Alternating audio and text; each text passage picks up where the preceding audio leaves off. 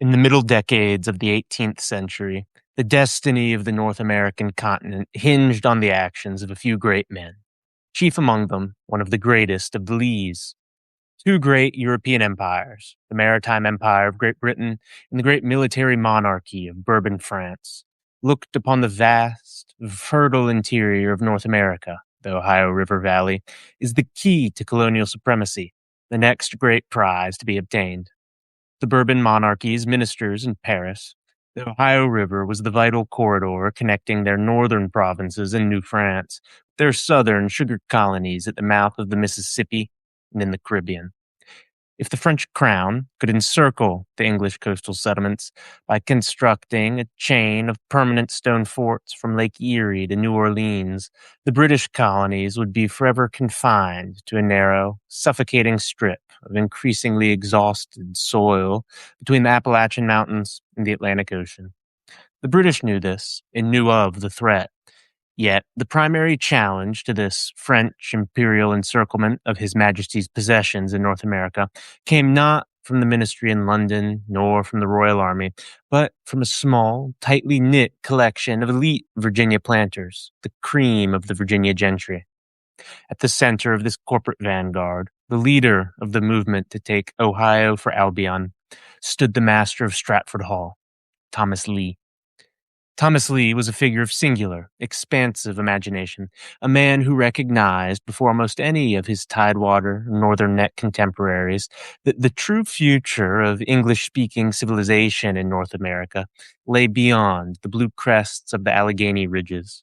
By organizing the Ohio Company of Virginia, Lee sought to fuse the financial and territorial ambitions of his dynasty with the expansionist ambitions of the British Crown, engineering a massive transmontane land grant that would secure the West for Virginia planters, much as Spotswood's Knights of the Golden Horseshoe had a generation earlier, as we covered in our episode on that hard-drinking escapade.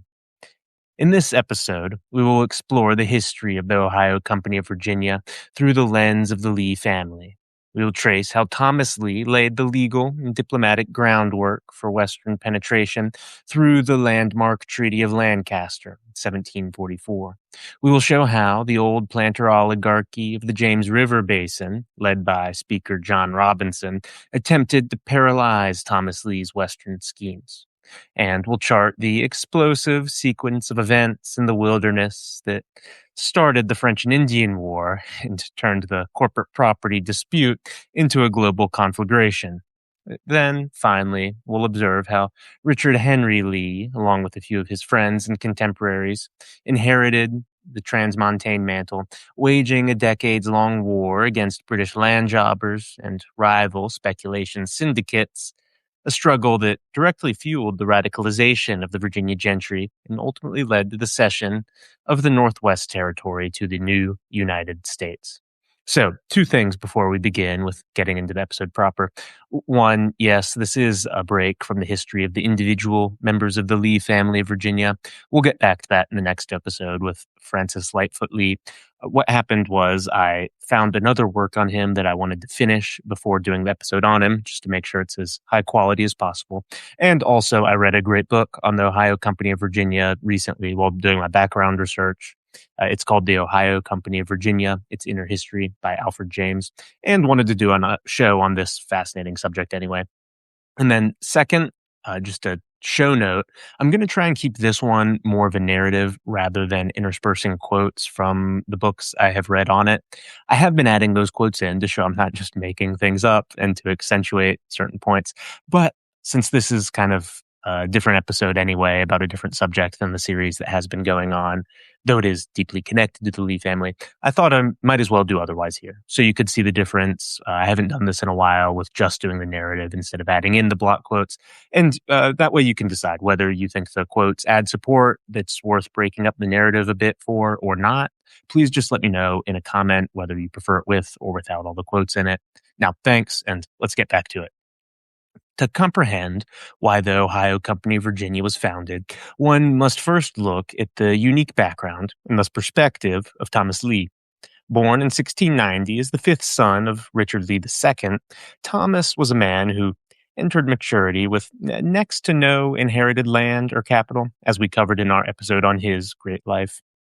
Because of the sort of effective primogeniture that operated amongst the Virginia gentry, the vast Lee estates in Westmoreland and Gloucester had passed to his elder brother, leaving Thomas to carve out his own fortune through boldness. But fortune favors the bold, and at the age of 23, Thomas Lee secured an appointment as the resident manager of the famed Northern Neck Proprietary for Lady Fairfax, a position that required him to survey millions of acres of wild, unpatented forest between the Rappahannock and Potomac rivers. This early exposure to the wilderness didn't just help Thomas earn a fortune, it also really altered his geographical orientation. While most tidewater grandees sat upon their riverfront verandas and looked eastward across the Atlantic towards London, Thomas Lee turned his face toward the west, toward the wilderness, toward the frontier. He looked at the royal charter granted to Virginia by King James I in 1609, which defined the colony's boundaries as extending, quote, from sea to sea, west and northwest, end quote. To Thomas Lee, these words were not just a legal fiction stemming from the frivolity of the Stuarts. They were the reality. They were Virginia's reality. He maintained that Virginia's territorial jurisdiction, or at least what it could be, stretched uninterrupted across the mountains to the shores of the Pacific Ocean, then commonly called the South Sea, and he viewed any French pressure and presence in that interior with unremitting hostility. Hostility rooted perhaps in pro-British, pro-colonial feeling, but also certainly in his personal territorial ambitions.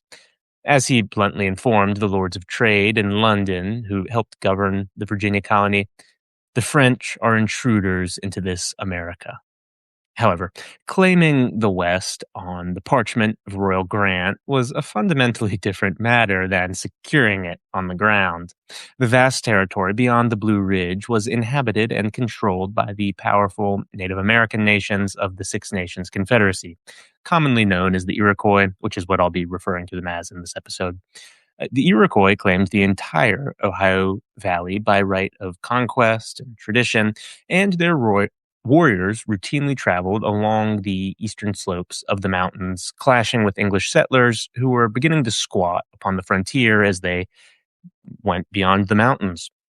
Recognizing the colony required a clear legal extinguishment of Iroquois claims before any real colonization could begin, the colonial governments of Maryland, Virginia, and Pennsylvania organized a great treaty conference at Lancaster, Pennsylvania in the summer of 1744.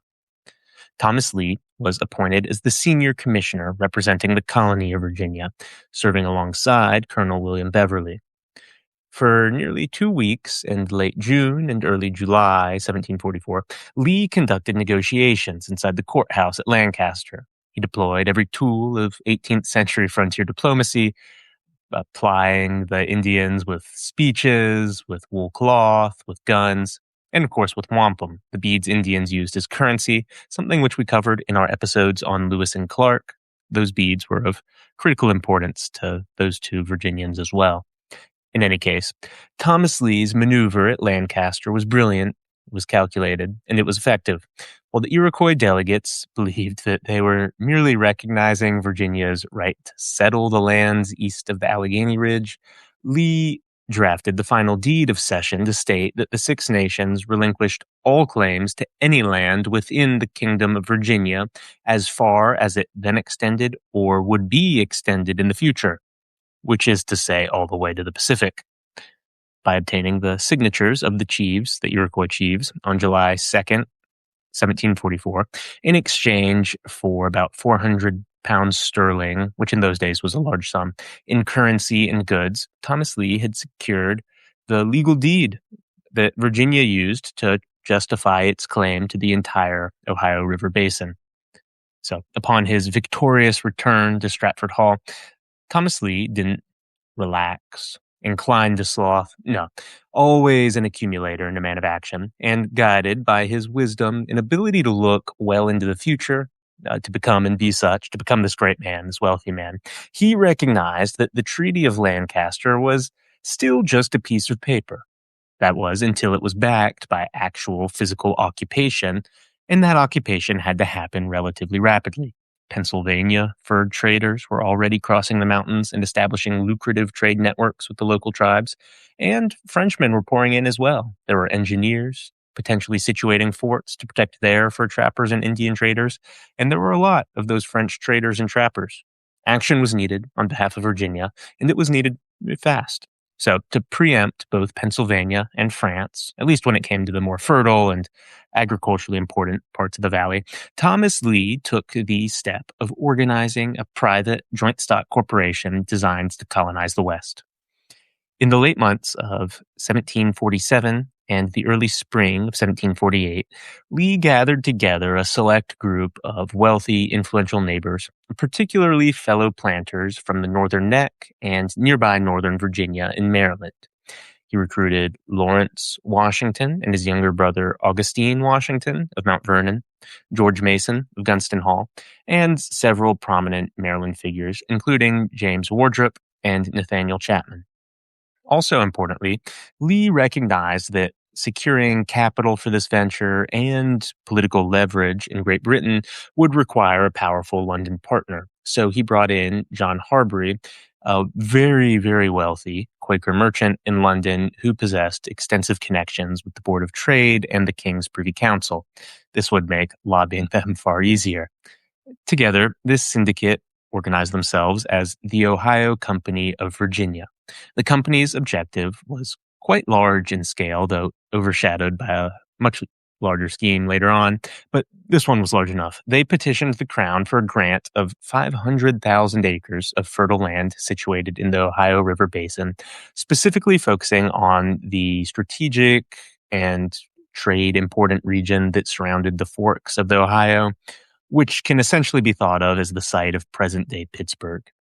To fulfill the expected terms of the grant, the Ohio Company pledged to construct a fortified outpost on the river, import 4,000 pounds sterling worth of manufactured goods from London to establish an Indian trade, and to seat at least 100 families upon the land within 7 years. So this would be corporation-delivered mercantilism and empire building, not entirely unlike that which happened in Sarawak some centuries on, or about a century on, actually, as we covered in the White Rajas episodes. In any case, back to Thomas Lee in Virginia, under this plan, the company would reap vast profits by selling land to incoming settlers and monopolizing the pelt trade, the fur trade, along with things related to it, while the British Empire would acquire really a fortified human barrier of settlement against French aggression, which was relevant and necessary to them because it was much the same thing the Tidewater colony in the Chesapeake had originally been meant as when Britain built its first New World bulwark against Spanish power back in the Tudor days and then early Stuart days, as we covered in our episode on John Smith. So it was an exciting plan. It was a big plan. They had some reasons to expect success with it. But Thomas Lee's bold transmontane scheme encountered immediate and very fierce resistance, not from the French, not even from the Iroquois, rather from the political arena in Williamsburg. So 18th century Virginia was far from a unified political entity, even at the top, amongst those topping people and FFE families that we've covered in a past episode. Virginia in this period was fractured in some ways, and it was divided by geography, family alliances, and economic rivalries. And so one of the big splits was between the Northern Neck and then the lower Tidewater. The great planter families of the Northern Neck and its environs, the Lees, the Washingtons, the Masons, operated as one distinct geographic political power block. They were frequently viewed with jealousy as they were kind of the new men and increasingly wealthy with their new, more fertile soil. And they were viewed by jealousy by the dominant James River faction, which was an entrenched oligarchy centered around Williamsburg and the southern rivers of Virginia. That James River faction was the old money amongst old money, as much at the top of the pyramid as anyone in Virginia. At the head of the James River oligarchy stood John Robinson. Robinson was the Speaker of the House of Burgesses and the Treasurer of the colony, a dual concentration of public office that made him the most formidable native politician in Virginia for much of his life. And we've covered him in both of our episodes on Richard Henry Lee, particularly the second one involving Lee in Washington, as Richard Henry was the one who exposed his major corruption after the end of his life and kind of at the end of his life. So he was very powerful. He combined the treasurer and speaker positions, but this was earlier in Robinson's life by a couple of decades, actually. And so Robinson was working with his allies, including powerful men like Edmund Pendleton, the Randolph family, which was one of the more important first families of Virginia, and Dr. Thomas Walker. This collection learned of Thomas Lee's petition for 500,000 acres on the Ohio, and they reacted with alarm, recognizing that if the Northern Neck planters, with whom they were constantly feuding politically, gained control over the Ohio River Valley, then they would establish a real economic monopoly over the Western land market and strip these James River grandees of their speculatory prospects. As more and more land was ever needed to grow tobacco because it exhausted the soil, as we covered in our episode on it, that was a big problem for them. So, to counter Thomas Lee's initiative, John Robinson and his associates rapidly organized a competing syndicate known as the Loyal Land Company, operating through their influence inside the Governor's Council in Williamsburg. The Loyal Land Company secured a rival grant of 800,000 acres situated to the south of the Ohio Company's claims, encompassing much of what's now southwestern Virginia and eastern Kentucky. Simultaneously, the James River faction used its influence over Virginia's aging Lieutenant Governor, Sir William Gooch, to stall and obstruct the Ohio Company's land petitions, particularly as they got into London.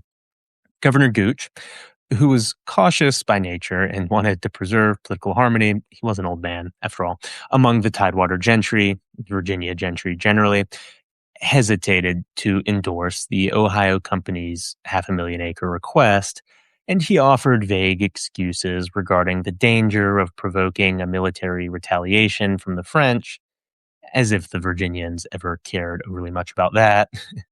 Recognizing that his petitions were being suffocated by the executive branch and its offices at Williamsburg, Thomas Lee decided to embark upon an end run around the governor. Bypassing Governor Gooch, Lee instructed the London share owner, John Hanbury, to take the Ohio Company's petition directly to the steps of the throne. So Hanbury leveraged his standing within British mercantile circles and presented a petition to the Lords Commissioners for Trade and Plantations. He framed the Ohio Company of Virginia not as a money-grubbing land speculation scheme that was being engaged in by rapacious new men, which would have been the unfriendly way to describe it, but as a vital instrument of British colonial strategy that would expand King George's dominions into the North American continent and ensure that it wasn't strangled in the cradle by the French. Leaning into Lee's general argument, Hanbury told the somewhat skeptical Board of Trade that unless the Crown granted the land to Thomas Lee's syndicate, the French would solidify their hold on the Ohio River, and British trade in North America would be systematically destroyed. So, holding out the carrot as well as the stick, he argued that the Ohio Company of Virginia would be, if given this large block of land, promoting British trade and settlement along the frontier at no real cost to the Crown. Undeveloped Western lands that the British didn't really even own, or hadn't settled at least, was of no cost to the Crown. It could just give those away. So why not? Why not take this chance on the company? Surprisingly, that argument and strategy was completely successful, or more or less successful. On March 16th, 1749, the King's Privy Council issued a binding royal instruction directly to Lieutenant Governor Gooch, in which he was commanded to issue an initial grant of 200,000 acres to the Ohio Company without requiring any down payment for quit rents for a period of 10 years, with a promise of an additional 300,000 acres once the initial conditions of settlement, fortification, and trade were fulfilled. So Gooch and the Robinson faction had been outmaneuvered, the governor had to execute the royal mandate, and the Ohio Company formally secured its foothold in the West. but only under conditions.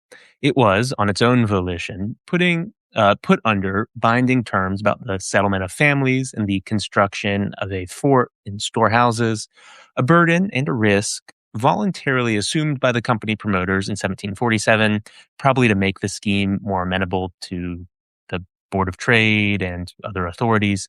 And so these conditions had been imposed by themselves. They weren't imposed upon them, by their opponents in Virginia or by imperial officials in London. But these terms were still to prove onerous and something of a problem for the company.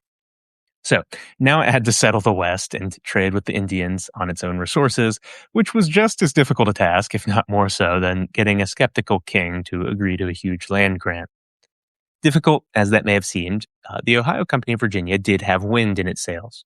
It had gotten the initial grant, had a great many great planters on its side, had the resources necessary for the Indian trade and settlement, as it had raised capital from the stockholders. That's why it sold the shares. And perhaps most importantly, Governor Gooch was gone, and Thomas Lee had been made acting governor of Virginia. He wasn't corrupt, but he would help the company if he could. It was his baby, after all, and settling the West was his dream. So, angry as the French, the Pennsylvanians, and the more southern Tidewater barons would be about the whole enterprise, there was peace, even with the French, and so the scheme could go forward. There was hope it would succeed. If there was a time that these landed men of northern Virginia could settle the West with the Scots-Irish and German settlers that they wanted to import to be the 100 families that they settled there, it was now. In the middle of July 1749, the Ohio Company of Virginia was well organized, its finances were in good shape, and it had, after 2 years' delay, finally received the western lands on terms that were suggested by itself. So it had an opportunity for success. But right around this moment of what could and should have been triumph, the founder of the enterprise was removed from the scene. Thomas Lee, recently elevated to president of the King's Council and acting governor of Virginia, died at Stratford Hall in November 1750. Lawrence Washington had to take over and do his best to keep the ball moving, though he soon died too, and things petered out for a bit. The self-sought but restricting terms of the grant, the complications of foreign affairs, namely war that was soon to come, and the intricacies of imperial and colonial claims were destined to ruin the plans of the Ohio Company. Thomas Lee had really been the mainspring of it, and it was very troubled after he left and had trouble doing what perhaps he would have been able to push through because he was this bold visionary and very successful man who had achieved much in his life. So in his last will and testament, Thomas Lee structured the disposal of his Ohio Company stock, trying to preserve his family's power within the corporation, ability to influence it, because he wanted to keep his surname connected to the fate of the West and expansion upon the frontier. And the Lee family, it should be noted, had been involved in doing exactly that in Virginia since the 1740s. Just check out my episode on Richard Lee I. He settled the frontier, not the established area. At that time, the frontier was in a very different place. Anyway, Thomas Lee bequeathed one complete share, and as a side note, each holder of capital in the company had received 2 shares initially, and each share was alienable. So this one full share went to his eldest son, Philip Ludwell Lee, who inherited Stratford Hall. The second share he ordered to be held jointly with the profits, if there were any, divided equally among 3 of his middle sons, Thomas Ludwell Lee, Richard Henry Lee, and Francis Lightfoot Lee. We covered the Lee brothers of Stratford Hall in an episode on them. If you want an insight into their relationship and why these 3 were chosen to jointly hold a share, the short answer is that they were of age where they could do so responsibly and they got along. Philip didn't get along well with his brothers. So though these young men were still in their adolescence or early 20s, they did inherit a stake in the Western wilderness and were now legally and financially bound to defend their father's transmontane vision against both rival domestic oligarchs and foreign empires. But following the death of Thomas Lee, the leadership of the Ohio Company passed to Lawrence Washington, and upon Lawrence's death in 1752, leadership went to a revolving committee of directors that included George Mason and Philip Ludwell Lee. The main problem facing the company at this point was the physical exploration and mapping of their vast wilderness grant. So they tried to accomplish this at first, and to do so, they hired Christopher Gist, a legendary Maryland frontiersman, surveyor, woodsman. Beginning in late 1750 and 1752, Gist undertook two really heroic reconnaissance expeditions across the Allegheny Mountains. I might do an episode on him in the future. Traveling through regions that were virtually unknown to Englishmen, Gist mapped the course of the Ohio River down to the falls of the Ohio at present-day Louisville, identifying choice agricultural lands, establishing friendly relations with local Shawnee and Delaware chiefs, and searching for the best sites for future settlements. Simultaneously, the Ohio Company began constructing physical infrastructure to link the Potomac with the western waters. At Wills Creek, the present site of Cumberland, Maryland, they erected a substantial fortified log storehouse, filling it with London trade goods, imported at a cost of 2,000 pounds sterling, half of the burden they had assumed in exchange for the grant. Those trade goods were actually eventually sold at a profit margin of close to 50%, as was the next shipment, which also was of 2,000 pounds and thus hit the threshold they'd agreed to. They ordered a third shipment, also for 2,000 pounds sterling, from England of trade goods. Those languished somewhat for reasons outside of the company's control, but the trading operation of the Ohio Company was generally profitable over time. To support its trading operation under the direction of Gist and a Delaware Indian chief named Nemacolin, the company hacked out a rough wagon road across 80 miles of mountain wilderness from Wills Creek to the Redstone Creek opening on the Monongahela River. This Ohio Company road became actually the first commercial highway connecting the Atlantic watershed with the Mississippi Basin. Building roads back then was very difficult, so this was quite the achievement. In 1751, the Ohio Company's political position inside Virginia, so this is when Lawrence Washington's running the show, was actually strengthened a little bit. Robert Dinwiddie arrived in Williamsburg to assume his duties as the colony's new lieutenant governor. Dinwiddie was himself a shareholder in the Ohio Company, having purchased a stock interest while residing in London back before he became the lieutenant governor. Dinwiddie viewed the success of the Ohio Company of Virginia as essentially identical in terms of interest with the imperial strategic interests of Great Britain, and thus he saw the company as something to be aided rather than stymied or derided, and he placed the full weight of the colonial government behind the company's operations, authorizing the construction of public forts to protect private property, particularly the company's storehouses, and rejecting rival petitions from the James River faction. So the table had turned on them. This aggressive Virginian advance into the interior did not escape the attention of the French court. The Governor General of New France, the Marquis Duquesne, recognized that the Ohio Company's road and storehouses represented a threat to the French Empire, particularly if it kept pushing west. So in the spring of 1753, Duquesne dispatched a French military expedition of over 2,000 regular troops and native allies to occupy the Ohio Valley. The French forces marched south from Lake Erie, constructing a sequence of timber forts in the wilderness. Fort Presque Isle, Fort Le Boeuf, Fort Venango. Sorry, I can't pronounce foreign names generally. I do apologize. Did my best there.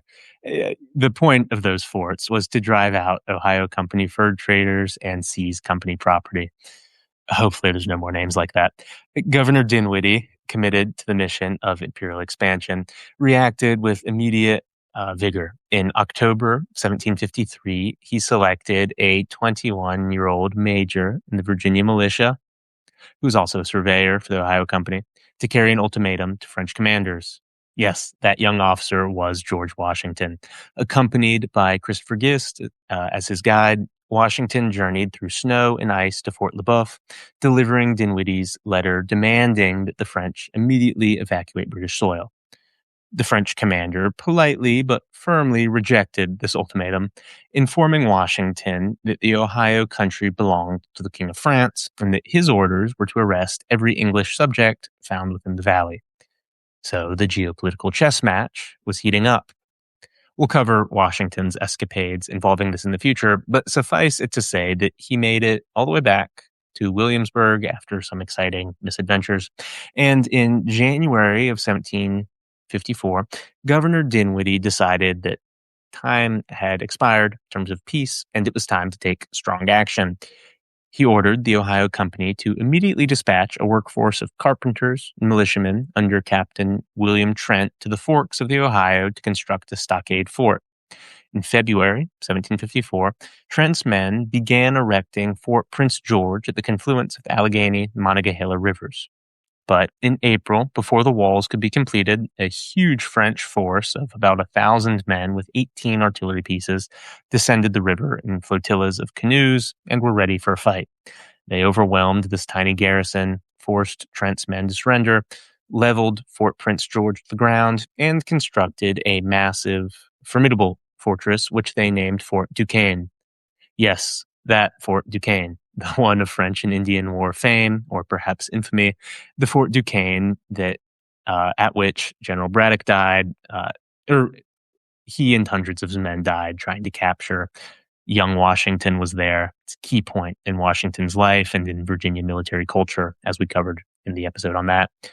The Ohio Company of Virginia had built the original version of Fort Duquesne and then lost it in a near entirely forgotten fight.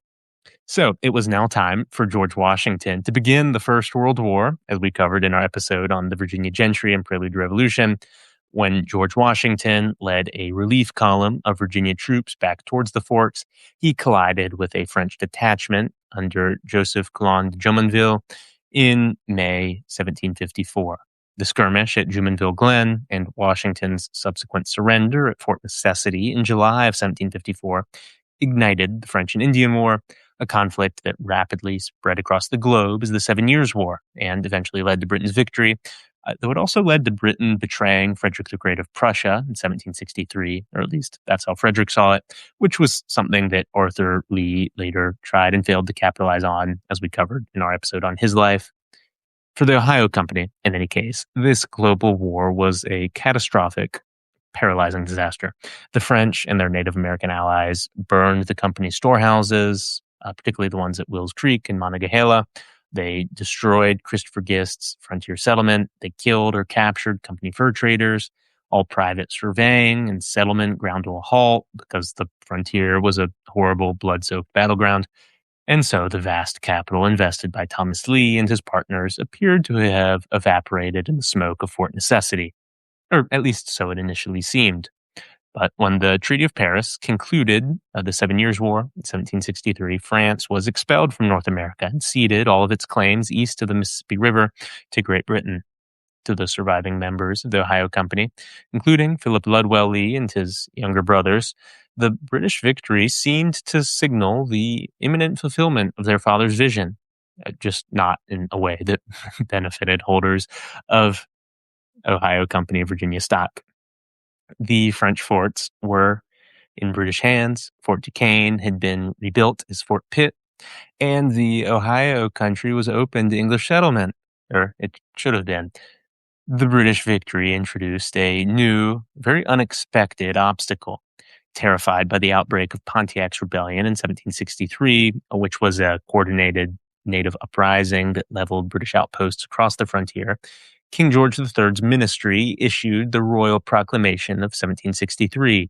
To pacify the tribes, the crown drew a boundary line across the crest of the Allegheny Mountains, forbidding any colonial governors from granting land or issuing surveying warrants west of that line, and ordering all white settlers to evacuate the transmontane interior. So overnight, the Ohio Company's 500,000-acre grant was frozen in a state of imperial limbo, and Virginia, which had sacrificed a great deal in the war, was cut off from the lands it had suffered, bled, and fought to open, and which it believed under its charter were rightfully its. It thought it owned those lands.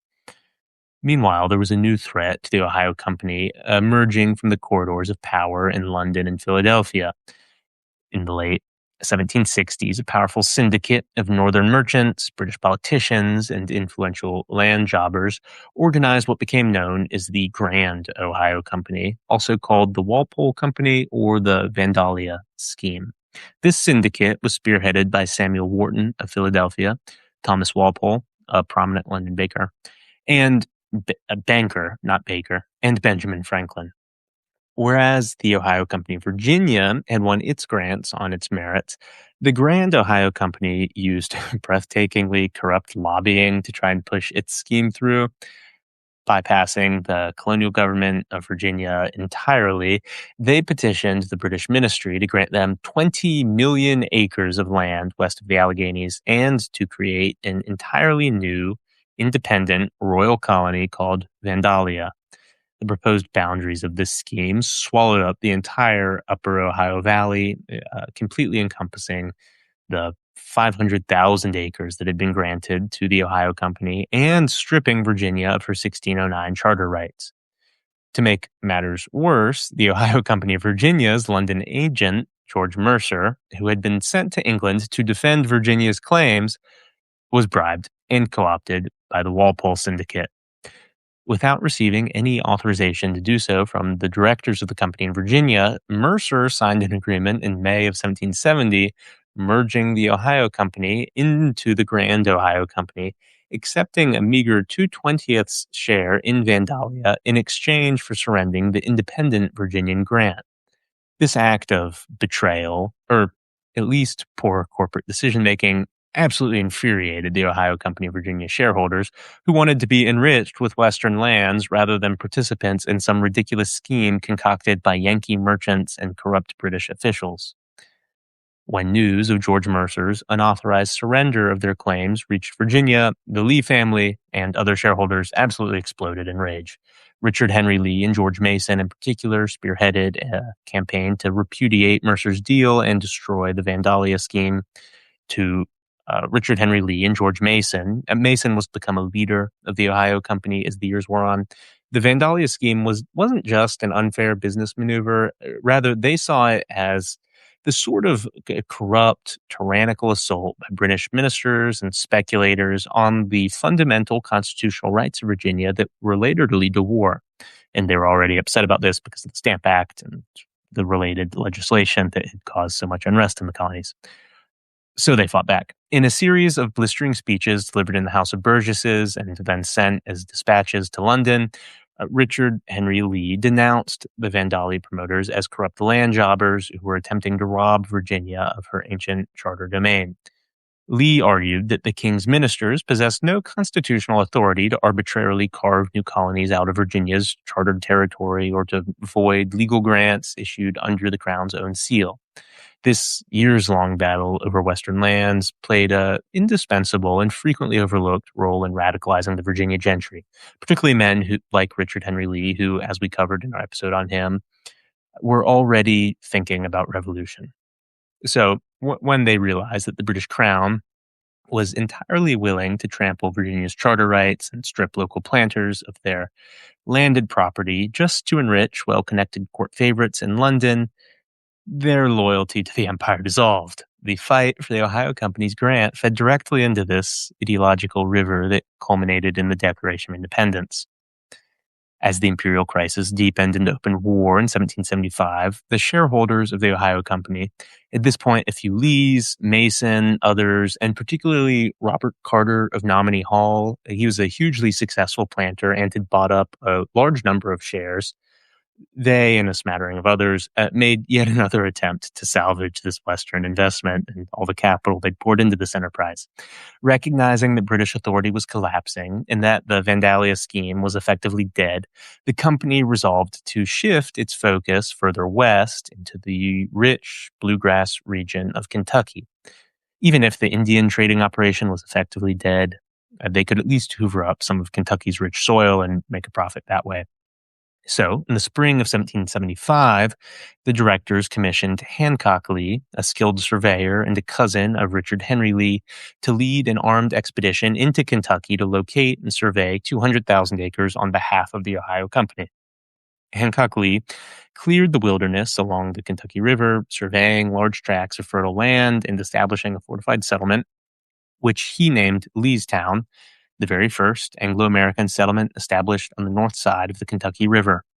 For a brief moment, it appeared that finally the Ohio Company of Virginia shareholders had succeeded in getting themselves Western lands. It took a generation of effort, but they thought they had established a new Western domain in Kentucky. As was usual, the step before success turned into a pitfall for the company and things fell apart. In fact, the ultimate demise of the Ohio Company happened more or less at this point, though it dragged on for a bit. And it happened because of the revolutionary state government that the Lees and their Ohio Company compatriots helped create. Following the Declaration of Independence, the new Commonwealth of Virginia, which desperately needed any revenue possible to finance the Revolutionary War, enacted a series of sweeping land laws in 1779 to regulate Western claims. And under these new statutes, the Virginia Assembly mandated that all land surveys must be executed by officially commissioned county surveyors holding credentials from the College of William and Mary. Because Hancock Lee had operated under an older informal commission system rather than as a newly sworn county officer, the Virginia Court of Commissioners and the Assembly invalidated Hancock Lee's Kentucky surveys, which had been carried out at great cost to the company and its dwindling capital and dwindling interest. So the Assembly declared the Ohio Company's Kentucky claims null and void and opened the lands to individual settlement warrants. After more than 30 years of lobbying, exploring, fort building, litigation, most of the private claims of the Ohio Company evaporated. Not all the claims, a smattering of small holdings bought here and there by it to round out its expected large holdings to seize strategic geography or to provide for Indian trading, those existed and they were used to repay shareholders and debts. Similarly, the Indian trade had been successful, and there were a number of debts stemming from it that could be called in to repay shareholders as the company wound down. So while no great fortunes were made by the company, little money actually appears to have been lost, which originally was a myth. They lost a lot of money in this enterprise, but that doesn't appear to have been true. And that should be expected to be the case because the Virginia planters involved in this were generally good with money after all. A few of the rakes who just lost everything were involved with this scheme. So it also hadn't made much money, if any. They just didn't lose that much. The big block of Western lands was never granted to shareholders. And the only real winner in terms of land was George Mason, who managed to accumulate around 65,000 acres of Kentucky land as the Ohio Company wound down its affairs, collecting some land in exchange for handling the substantial costs of winding things down, buying others, using surveying that was tangentially involved with the company. He was not corrupt and doesn't appear to have been corrupt in this, but it did work out for him. The other investors, all of whom were far less involved by this point, neither lost nor gained much and probably would have done much better to just avoid the scheme and buy farmland outright with the original capital raised for the project. But from the perspective of continental history and from American history, Thomas Lee's Western vision was achieved, and the whole thing was something of a victory. Over 1781 to 1784, when the fledgling United States was locked in a crisis over ratification of the Articles of Confederation, actually, with land-limited states refusing to join the Union unless Virginia surrendered its vast transmontane charter claims, it was Richard Henry Lee who led the movement inside the Virginia legislature to cede the entire Northwest Territory, which Virginia thought it owned, to the federal government. He recognized, Richard Henry did, that sacrificing these land claims that were connected to his family and Virginia's long-lasting territory and claims, that was the price required to cement the American Union, which was a bigger prize than any financial reward from owning some farms out west. And by transferring the vast domain that was north of the Ohio River to the national government, which agreed to recognize past grants made by Virginia to settlers of those western lands, Lee helped create the national public domain, which was the territory that would be organized under the Northwest Ordinance, and he had a hand in organizing all that, and eventually created the states of Ohio, Indiana, Illinois, Michigan, Wisconsin. So the company that Thomas Lee founded in 1747 had started the spark that broke the French Empire in North America, and then later started the conflagration that broke the British as well. It had trained a young George Washington in frontier exploration and logistics, carved the first big road over the Alleghenies, and established the legal precedents for Western expansion, or at least Thomas Lee did in 1744. Though the Lee family and others failed to gain much in terms of financial rewards from those lands over the mountains, they did succeed in realizing the public-spirited part of the dream of Thomas Lee. securing an English-speaking Republican empire extending across the American continent. As Alfred James puts it in his The Ohio Company in Inner History, quote, "In several senses, the Ohio Company was not a failure. In one respect, it was a notable success. Its place in history is beyond cavil. Its story is important in the history of Virginia, Maryland, Pennsylvania, and of what is now West Virginia, Kentucky, and Ohio. It is an essential part of the larger history of Anglo-French rivalry and struggle in North America. It fits into the picture and pageantry set forth by Francis Parkman.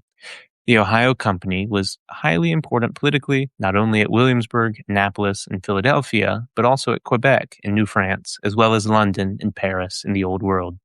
The gentlemen of the Ohio Company, in the devotion of time and money to exploration, trade, and settlement, won an imperishable place in American and modern world history." End quote. Thank you for listening. Make sure to like, subscribe, and comment on this video in addition to sharing it around. That is, after all, how we grow, how we keep this project going. So thank you again, and I'll see you again next time.